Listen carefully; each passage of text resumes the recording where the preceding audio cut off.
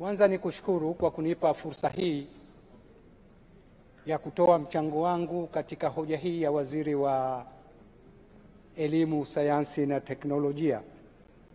Mheshimiwa Naibu Spika, wiki 2 zilizopita nilitoa mchango kuhusu mageuzi ya mfumo wa ufundishaji katika vyuo vikuu.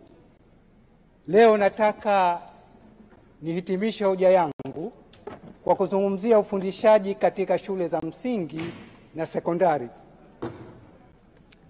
Mheshimiwa Naibu Spika, mtakubaliana nami kwamba katika shule zetu hasa za msingi kuna msongamano mkubwa sana za wanafunzi katika madarasa, na kwa uzoefu wangu wa ualimu, hata mwalimu ungekuwa hodari kiasi gani, hakuna mwalimu ambaye anaweza kufundisha darasa lenye zaidi ya wanafunzi 50. Ili kutatua tatizo hili, naomba nipendekeze jambo moja ambalo halina gharama kwa serikali. Jambo hili ni hili: katika shule ambazo kuna msongamano mkubwa wa wanafunzi madarasani, walimu wa shule, walimu wakuu wapewe maelekezo maalum ya kuwagawa wanafunzi katika makundi mawili makubwa kama ninavyopendekeza. Kundi la kwanza liwe na wanafunzi wa darasa la kwanza, la pili na la tatu. Hawa waingie madarasani kwa utaratibu wa kawaida kuanzia saa 1 mpaka saa 4 kamili, wasome masomo kama kawaida. Kundi la pili lenye wanafunzi wa darasa la 4, 5 na 6, hawa wawekwe kwenye ukumbi mkubwa wa mikutano. Huko waonyeshwe filamu mbalimbali za kujifunza Kiingereza, sayansi, wafanye midahalo, wafanye majadiliano, wafanye drama, wafanye michezo ya ndani, mashindano ya usanifu na ubunifu, utengenezaji wa vitu mbalimbali. Na itakapofika saa 4:30 wabadilishane. Wale walioko katika mkundi wa mikutano wataingia kwenye madarasani kama kawaida kuanzia saa 4:30 mpaka saa 7 kamili watakapomaliza masomo, na wale waliokuwa madarasani waendelee na utaratibu wa kufanya shughuli mbalimbali nje ya mitaala kama nilipopendekeza hapo awali.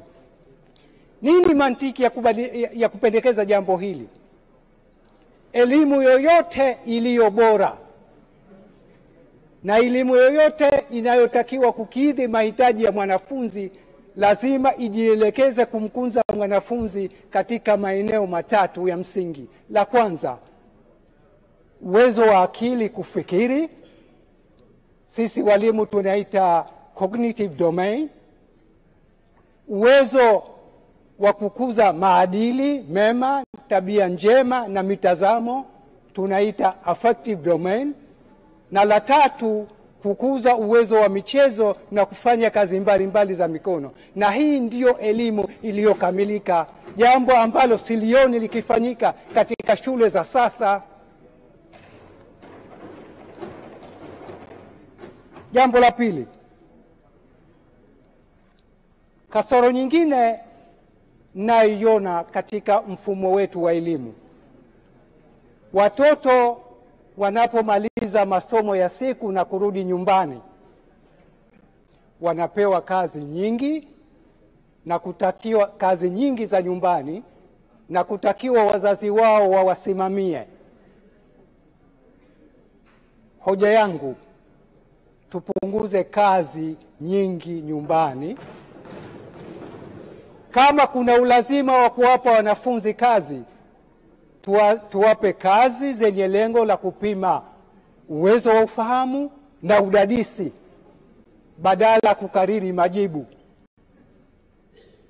Na wazazi wengine wanakwenda mbali zaidi, wanawapeleka watoto wa shule za msingi kwenye masomo ya ziada Hili ni jambo la hatari sana katika makuzi ya watoto. Sayansi ya ukuaji wa watoto inasema hivi: mtoto chini ya umri wa miaka 15 ubongo wake unakuwa dhaifu sana, hauwezi kumudu kusoma mambo mengi kwa wakati mmoja. Unataka kutunzwa, kulelewa kwa umakini wa hali ya juu sana. Na yuko mwanafalsafa mmoja mwenye busara aliwahi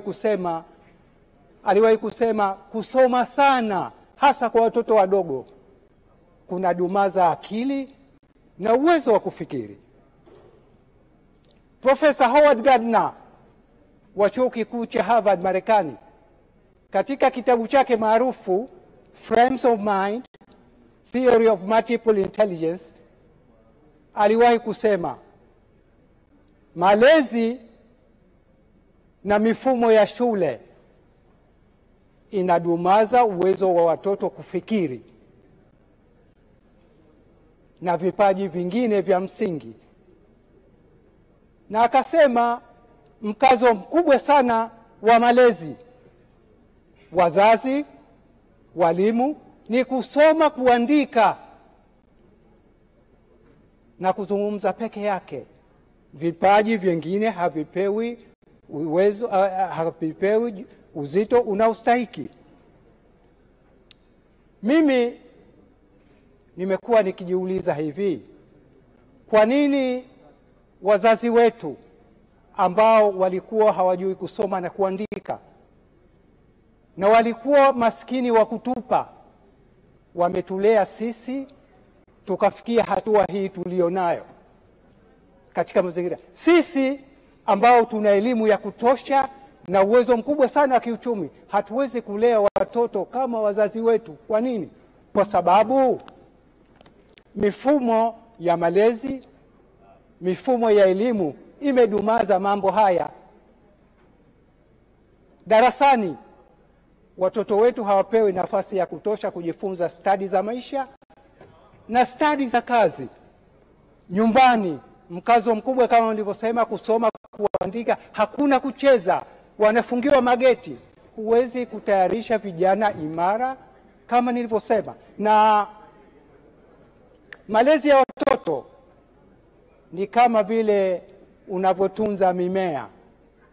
Leo ukichukua mimea miwili inayofanana ya aina moja, mmoja unaupanda kwenye ndoo unauweka sebuleni, na mwingine unauchukua unaupanda shambani. Baada ya miezi 6 ukitembelea, ule wa sebuleni utadumaa, ule wa shambani utakuwa imara sana. Kwa nini? Kwa sababu mazingira magumu yanatengeneza vitu imara. Kwa maana hiyo, mmea ukiwa shambani unajenga uwezo wa kuhimili hali ya hewa, mvua, jua na wadudu waharibifu. Sasa sisi wazazi na walimu wa leo, watoto wetu wanalelewa na televisheni na dada wa kazi muda wote. Utatengenezaje vijana makini na imara kwa utaratibu kama huu? Hoja yangu ya pili: wanafunzi wa shule za msingi na sekondari wanafundishwa mambo ambayo hayana uhusiano wa moja kwa moja na maisha wanayoishi. Wanafundishwa mada nyingi kupita kiasi, mambo ambayo wao wenyewe wangejifunza katika vitabu vyao na kwa kutumia teknolojia ya kisasa. Na nitatoa mfano hapa. Kwenye somo la hisabati, walimu wanatumia muda mwingi sana kufundisha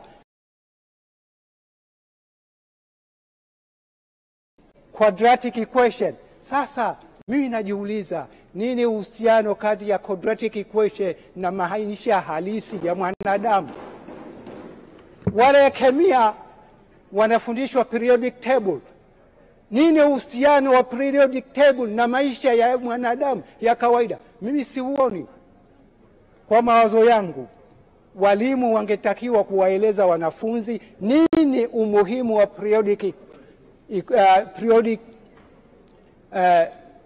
kama nilivyosema, periodic equation katika maisha ya kawaida, ili waone uhusiano.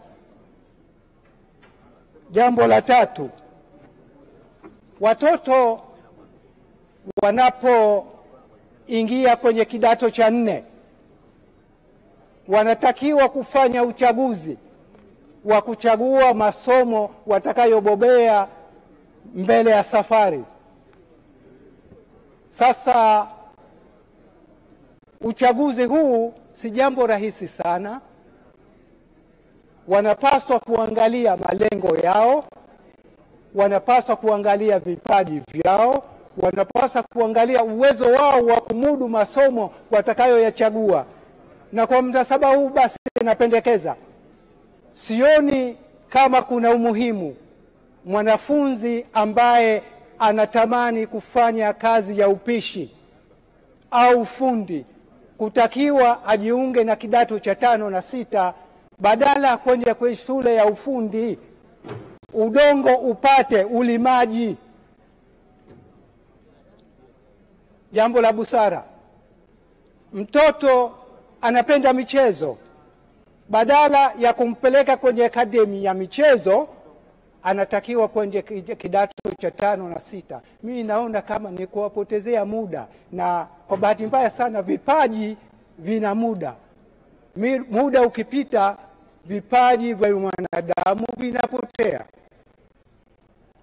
Lakini wako vijana au wanafunzi ambao wanatamani kusoma masomo ya utaalamu kama vile udaktari, sheria, ufamasia, sayansi ya kilimo, ualimu. Hawa ni lazima wafuate utaratibu wa kawaida wa kwenda kidato cha 5 na 6. Hata hivyo, kwa maoni yangu, masomo ya kidato cha 5 na 6 yanahitaji ya kufanyiwa mapinduzi ya hali ya juu sana. Utaratibu wa sasa huu hautusaidii kuwatengeneza vijana mahiri sana. Kwa maoni yangu, badala ya kuendelea kuwafundisha vijana masomo ya jumla, vijana wafundishwe masuala ya ujuzi na utaalamu ili waweze kuoanisha nadharia waliojifunza kidato cha 4 na hali halisi ya mafunzo ya kazi. Wazazi wenye asili ya Kiasia wanatupa funzo kubwa katika jambo hili. Watoto wao wanapomaliza kidato cha 4 wanapelekwa katika vyuo ambavyo vinatoa mafunzo ya utaalamu katika kiwango cha diploma ili wajifunze ujuzi wa kazi. Huko wanajifunza sayansi ya kilimo, utaalamu wa masuala mbalimbali, udaktari. Mheshimiwa Nahodha, kengele ya pili. Kwanza ni kushukuru kwa mchango mzuri sana. Baada ya kusema hayo, naomba nikuombe mengine ambayo hujasema imwandikie Mheshimiwa Waziri ili achukue na iwe recorded kwenye Hansard.